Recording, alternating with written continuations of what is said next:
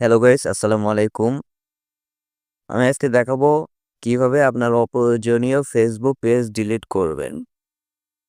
তো আপনার অপ্রয়োজনীয় ফেসবুক পেজ ডিলিট করার জন্য প্রথমে ফেসবুকে অ্যাপ ওপেন করবেন এবং আপনার সেই পেজটি লগইন করবেন।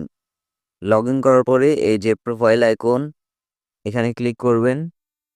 ক্লিক করার পরে এই যে নিচে একটু স্ক্রল করবেন। স্ক্রল করার পরে এই যে সেটিংসে ক্লিক করবেন। ক্লিক করার পরে নিচে স্ক্রল করবেন। স্ক্রল করার পরে এই যে অ্যাক্সেস অ্যান্ড কন্ট্রোল এখানে ক্লিক করবেন। ক্লিক করার পরে এই যে ৩ নাম্বারে ডিলিট পেজ এখানে ক্লিক করবেন। ক্লিক করার পরে এই যে নিচে কন্টিনিউ এখানে ক্লিক করবেন।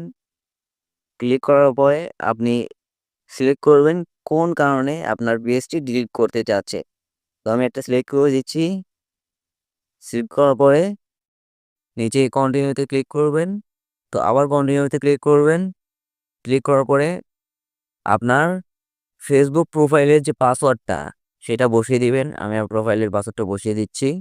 তো আমি আমার প্রোফাইলের পাসওয়ার্ডটা বসিয়ে দিলাম। এখন আবার কন্টিনিউতে ক্লিক করব। কন্টিনিউতে ক্লিক করার পরে এই যে ডিলিট পেজ এখানে ক্লিক করব। ক্লিক করার পরে পেজটা কিন্তু আমার ডিলিট হয়ে গেছে পার্মানেন্টলি। তো ধন্যবাদ সবাইকে। এটুকু ছিল আমাদের আজকের ভিডিও, কিভাবে ফেসবুক পেজ ডিলিট করবেন। আমি আছি মোহাম্মদ আরিফুল ইসলাম আলিফ, আরিফুল টেকনোলজি থেকে। ধন্যবাদ।